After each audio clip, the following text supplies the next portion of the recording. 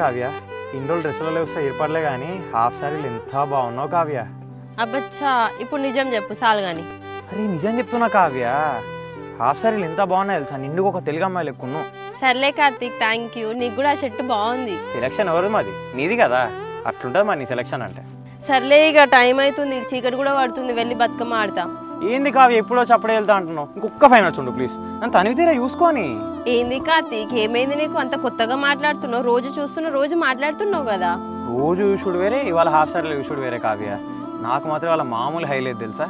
ఇక సాల్తీ కార్తీక్, ఇప్పటికే ఎక్కువ మాట్లాడినావు. ఆ గుడి దగ్గరికి రా, నా లెక్క చాలా మంది హాఫ్ సారీ కట్టుకొని ఉంటారు. ఓ గ్యాస్లు కొడతాను పెద్ద.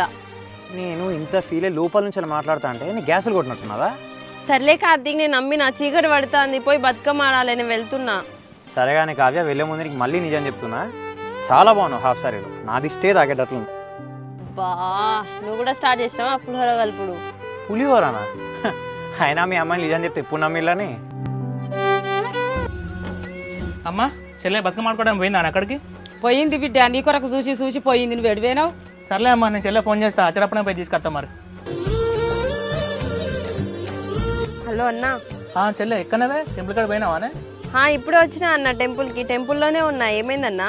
సరేలే చెల్లె, నువ్వు అన్న టెంపుల్ కన్నా ఉండు, నేను ఒక 5 నిమిషాలు వస్తా టెంపుల్ కాడికి. సరే అన్నా. ఏమైంది, ఏమంటుండు మీ అన్న?